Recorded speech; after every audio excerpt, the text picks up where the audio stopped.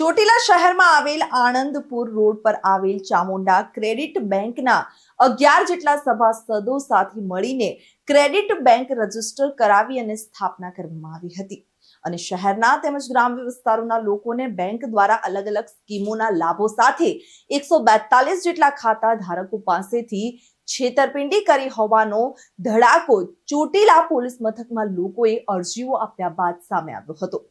વધુ માહિતી મળવા મુજબ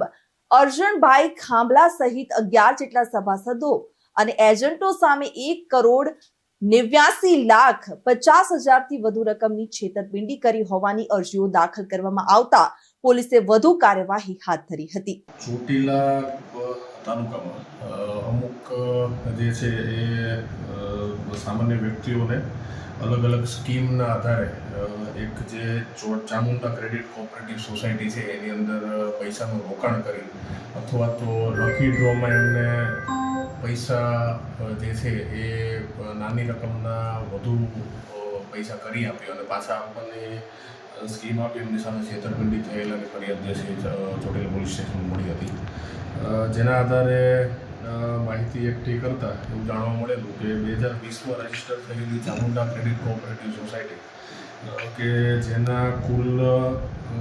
11 જે છે એ સભ્યો છે, એમાંથી મુખ્ય જે વહીવટ કરતા અર્જણભાઈ વિજલભાઈ ખાંભલા,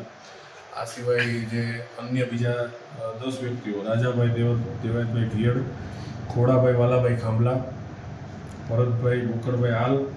હરેશભાઈ જીવાભાઈ ઘિયડ, ભરતભાઈ રત્નાભાઈ ઘિયડ, દેવાભાઈ રૂપાભાઈ આલ, અર્જણભાઈ વિભાભાઈ કલોત્રા, વિજયભાઈ રત્નાભાઈ આલ, રામભાઈ હરેશભાઈ ઘિયડ અને સંજયભાઈ ગોકળભાઈ ઘિયડ, આ વ્યક્તિઓ જે છે એમના દ્વારા જે સોસાયટી સ્થાપવામાં આવી હતી એમના દ્વારા ચોટીલા તાલુકાના અલગ અલગ ગામો, ચોટીલા ટાઉન, આ બધી જગ્યાઓએથી જે છે વ્યક્તિઓને આવી લોભામણી જાહેરાતો આપી અને એમને મોટા પાયે જે છે એ પૈસાની આવક થશે, લકી ડ્રોમાં પૈસા લાગશે અથવા તો નાની ડિપોઝિટ કરી અને લાંબા સમયે મોટી રકમ મળશે એવી લાલચ આપી અને અલગ અલગ જે છે એ રકમો એમની પાસેથી ડિપોઝિટ પેટે લીધેલી હતી। આ જે ડિપોઝિટ આપી હતી એના જો ટોટલ આંકડા જોવા જઈએ તો હાલ પોલીસ સમક્ષ જે અરજીઓ છે એની સંખ્યા કુલ 142 છે અને એમાંથી જ એક ભરતભાઈ નરસિંહભાઈ માલકિયા જે ચોટીલાના રહેવાસી છે એમની ફરિયાદ જે છે ચોટીલા પોલીસ સ્ટેશન દ્વારા લેવામાં આવી છે। ટોટલ ફરિયાદીઓની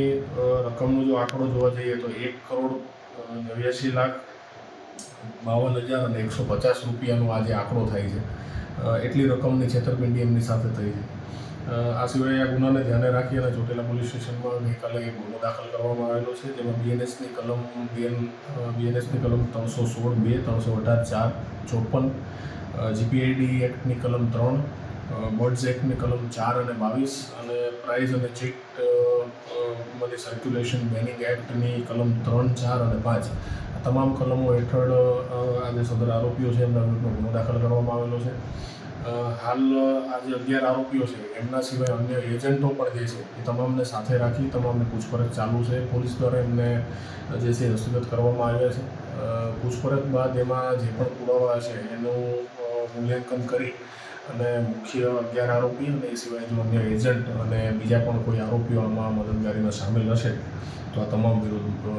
જે છે કાયદેસરની કાર્યવાહી કરી। સાહેબ, આમનો ખાસ મોટો ઓપરેન્ડી શું હતી? મોડસ ઓપરેન્ડીમાં આમ જોવા જઈએ તો એમણે કાયદેસર ડિસ્ટ્રિક્ટ કોઓપરેટિવ જે સોસાયટી છે એમાં પોતાની સોસાયટી રજીસ્ટર કરાવેલી હતી, લોકોના પૈસા એમાં જમા કરાવતા હતા અને આવી 6 થી 7 અલગ અલગ પ્રકારની સ્કીમ એમણે જાહેર કરેલી હતી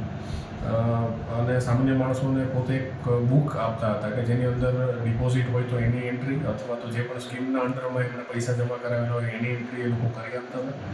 પણ છેલ્લા કેટલાક સમયથી લગભગ આશરે 1.5 વર્ષથી જે છે એ રેગ્યુલર લોકોને પૈસા આપવાનું એમને બંધ કરી દીધેલું હતું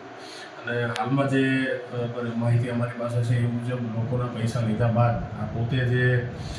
અર્જણભાઈ જે મુખ્ય આરોપી છે એમણે કોઈપણ રીતે પૈસાની ગેરરીતિ આચરેલી છે અને એના આધારે જ આ તમામ લોકોના પૈસામાં નુકસાન ગયેલું છે અને એમના પૈસા જે છે એ પોતે પાછા આપવામાં પોતે નિષ્ફળ ગયેલા છે। અંદાજિત કુલ કેટલા રૂપિયાનું કૌભાંડ હોય હોવાની આશંકા છે? હાલ 142 ફરિયાદીઓ અમારી પાસે છે. આ સિવાય પણ બીજા અન્ય આજુબાજુના વિસ્તારમાં પણ આવા અન્ય ફરિયાદીઓ હોઈ શકે છે અને અમે પોલીસ દ્વારા પણ સતત તેમનો સંપર્ક કરવાનો પ્રયત્ન ચાલુ. રિપોર્ટર વિક્રમસિંહ જાડેજા સાથે ચક્રવાત ન્યૂઝ ચોટીલા.